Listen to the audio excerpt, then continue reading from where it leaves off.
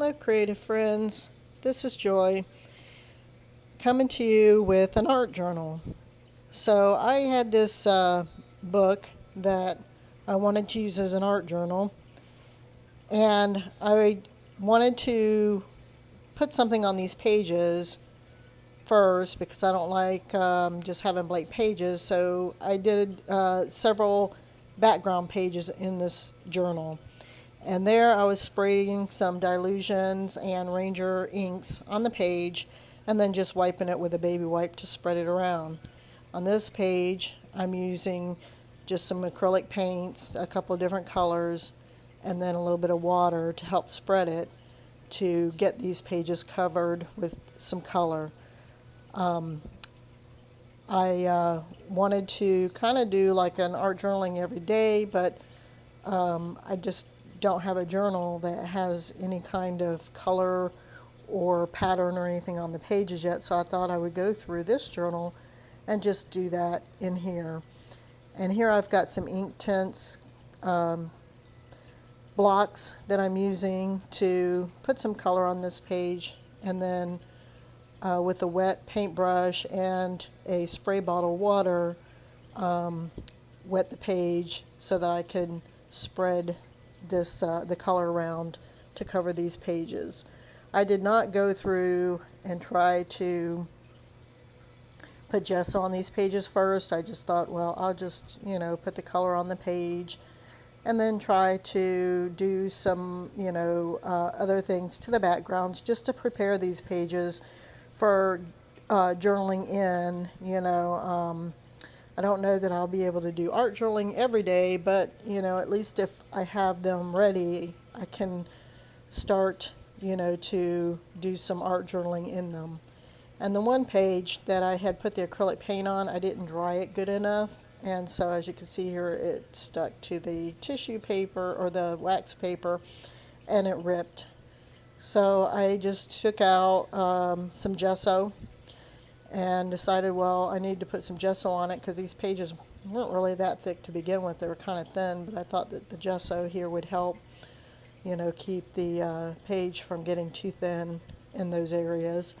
And I gave it a quick dry and then added some more acrylic paint in those areas that I gessoed and just kind of painted over them to get them to blend in to the background that I had created.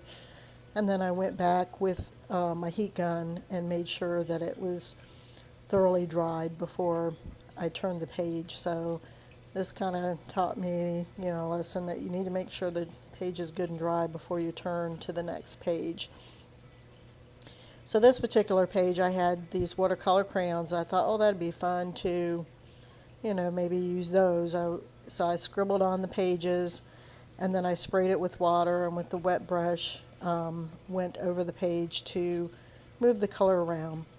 What I wasn't too particularly fond of on this page is you could still see the scribble marks, and it did not get rid of the scribble marks on the page no matter how much I went over them. And the page, the more I went over the marks trying to get them to disappear, the more the texture of the page started kind of peeling up and kind of disintegrating. And so I grabbed some sprays and decided to spray over the top of the color with some sprays and then spread that around a little bit. And I figured, well, I'm going to do more to these pages, so hopefully in the end, those scribble marks will not even be that noticeable. And then that gave me an idea of using the acrylic paints with the sprays. I thought, well, that might be interesting. So that's what I did here. I just put some drops of paint on the page and then sprayed the page with some sprays and covered the page in color that way. So I basically kind of went through this journal, and I believe the first 20 or so pages, I just tried to quickly get color on the pages so that I could go on from there to add some more texture or pattern with some stencils and stamping. So I grabbed my stencils that I like to use for backgrounds and some stamps and my Ranger distressing ink pads, and just went over the pages with some kind of a pattern stenciling and with some stamping with my stamps. And I used for the stenciling, I used like a little finger dauber, which, you know, it tends to kind of, you know, tear them up using them with the stencils, but, you know, I was fine with that. I ended up, I don't know, I guess there's probably other tools that you can use that would not tear up as much, but I just used the finger daubers, and I assume that they're, you know, kind of inexpensive, but next time I may try to use like a makeup sponge or something else. But again, I just went, you know, over each of the pages and did some stenciling and some stamping just to get a little bit more onto these pages. And this here is a big stamp with dots, and I didn't cover the whole stamp with ink. I just covered parts of it to stamp on this page so that it was somewhat irregular. And then I used, again, stencil and a finger dauber and some distressing ink to put a little bit more pattern onto this page with the blue. And I tried to go over, you know, the like orange to try to make the page more cohesive and bring it all together. So then after I got done doing all of that, I thought, oh, it might be fun to play around with some inks. So I pulled out my ink daubers and started dripping inks on the pages to see what I could do with those. And here I was trying to get the inks to run, but they weren't running as well as I had hoped. So I got out my heat gun and was able to use that to get the ink to run a little bit further. And then I put some more ink on the page and then kind of tapped the book on the table, and that kind of helps them run as well. And then grab my heat gun to try to get the ink to run a little bit further. So I decided that you know, I would do on some of the pages some ink running down the page or across the page, like I did on this particular page. And then I was thinking about other things that I could do with the inks that would be fun, and I gave that a quick dry. So I thought I would just do some splats on the page, but it just looked like dots. It didn't really look like much. So then I grabbed my heat gun and was hoping that it would get them to spread out a little bit, but that didn't seem like it was doing much. So then I just squished the whole page together. So I got kind of some, you know, some of it to smush around that way. And then I thought, well, wait a minute, I could use a straw and blow through a straw to get those dots to spread out more. So I grabbed a straw and I did the splats again, and then I used the straw to get the inks to spread out so that I could get, you know, the look that I was going for. So that's what I did on that page. And then I had this idea to take this piece of acetate, put some ink on there, spray it with water, and then just smush it around on the pages. So I did that to this particular page to give it, you know, a little bit of color in the background. And then I had some other tools like this round piece of PVC that I used with the inks to put circles onto this page. So I was also using, you know, other tools or you know, things that I had them, you know, such as this, to try to add some more texture or some, you know, interest to the page. And this is some packaging that something came in. I think it was gears. So I was putting color onto that and then stamping that onto the page. And that seemed to work fairly well. So I like the way that turned out. So just another way to kind of add interest to the page. Then I grabbed my boxes of ephemera. It's words, pictures, quotes. There's a box with pictures of animals. There's a box with pictures of people. So I went through my boxes to try to find, some things that I can put on these pages to kind of, add something or at least give a start to these pages. And so on this particular page, I kind of went through the elements that I pulled out of my stash to decide what, elements do I want on this page to add interest and to at least give, some kind of a start to the page. And after picking the pictures that I wanted to add to this page and where I wanted them to be, I grabbed, my scissors and trimmed them up to fit, onto the page. And then I also have a corner rounder where I rounded the corners. And sometimes I'll leave a picture like just square, but a lot of times I like to round the corners. And it did not cut the corners round as smoothly as it normally would, because this paper is so thin. It actually works better, and I've tried it if I put like a piece of paper behind it and then punch the corners, but I didn't. I just punched them and then kind of used my scissors to trim out the where it didn't completely punch the corner. And so that's what I did to these elements that I put on this page, and I did the same to all the other pages. I went through and picked out different things that I wanted on the page. And I have this Extreme Elmer's glue stick that I like to use, and it actually does really well. It sticks things down pretty permanently, just like it says, and it's to me it's just a cleaner, easier way to apply elements to a page. And so, and plus this paper again is so thin that if I was to try to use a wetter glue, then I have an issue with the paper wrinkling and buckling, and that is a whole nother issue in itself. And so I just really like to use the glue stick where it's not so wet. I also found some little titles and quotes and things to add to these pages along with the pictures.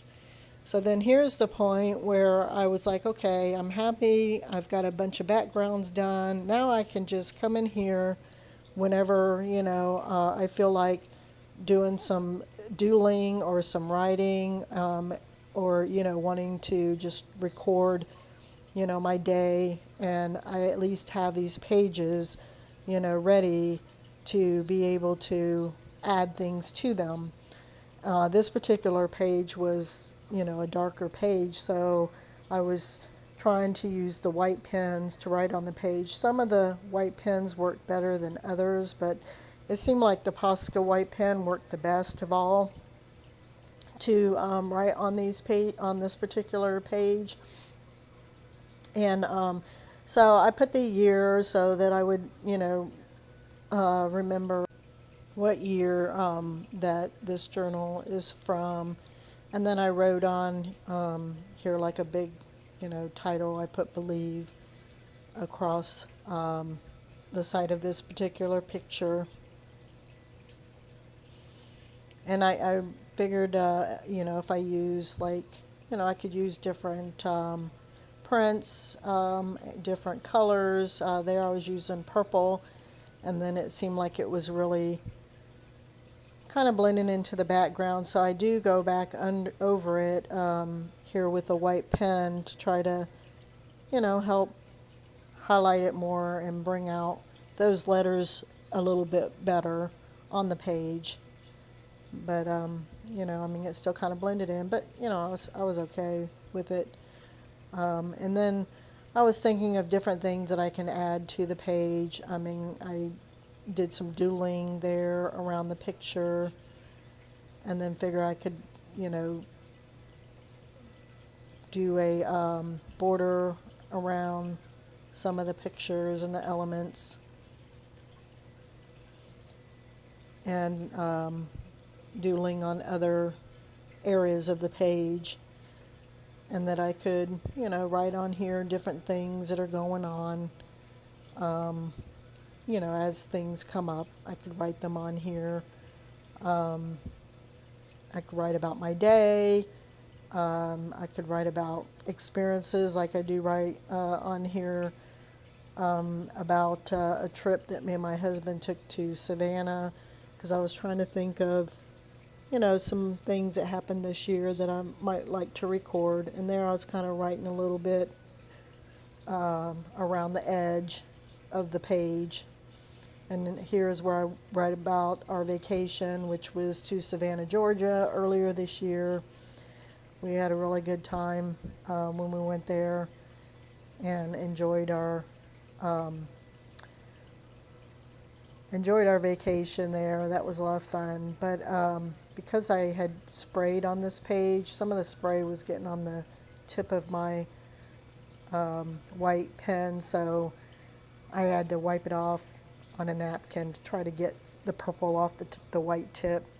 And then I wrote about, what's going on at my work right now. It's really been very, very busy right now at work, and so I kind of put work, and that things are really busy right now. This is the busiest time of year, unfortunately, for us at work, and hopefully, looking forward to the holidays, because then it kind of slows down a little bit. And then I have this gold pen that I was just doing some doodling around where I wrote about, for my birthday, my husband put up shelves around, my art room. And that was another thing I wanted to remember that happened this year. And so I figured, I'd get this to a point to where I would just, continue to add to the page, whenever, I decided that I wanted to do some writing and some journaling. Then at least I've got a good start to do, and some art journaling. Like I said, I doubt I'll do this every day. People say, oh, it's a good thing to do art journaling every day. Well, I may be able to, now that I've gotten some, at least, pages, started. But, my days aren't really all that interesting. My weeks aren't really all that interesting. I really don't have a whole lot to be writing about. I go to work every day, and I come home, and, it's not really all that exciting. So I don't know that I have enough to really sit and art journal every day, but I certainly can, at least do some art journaling and hear about things that do happen and things that do come up. Maybe going out to eat on the weekends or something like that. The weekends are a little bit more exciting than during the week sometimes. Some weekends aren't, but, I can take it, as time goes on, and just continue to add to these pages, doodle on the pages. Here I'm doodling some flowers across the top with just really quick, yellow gel pen, or not a gel pen, but a yellow Posca pen, and then orange, and then green for some leaves. And eventually, fill this page up. And then whenever, this page gets filled up with, whatever I end up putting on it, and I feel that, I'm happy with the way that it's turned out, then, I'll go to the next page. And here I'm just doing some doodles down the side, and decided to do the same types of doodles around the other side of the page, and continue with those doodles around the flower. And then I believe the one last thing is I do some, I do like a list of things that I want to renew this year. So I put renew across the top, and then make a little list to renew my creativity and my faith and my health and all of that good stuff. So that's pretty much, what I have for today. Stay tuned for the end of this video. It kind of does a quick flip through all the pages I created. Like I said, 21 pages, so you can see them all. that I created to at least have a start to doing this art journaling. I thank you for stopping by, and if you like the video, you can like, subscribe to my channel to see more, or leave a comment. I would love to hear from you. And I really appreciate you stopping by and watching my video, and hope that this inspires you to start your own daily art journal. We'll talk to you guys again later. Bye-bye.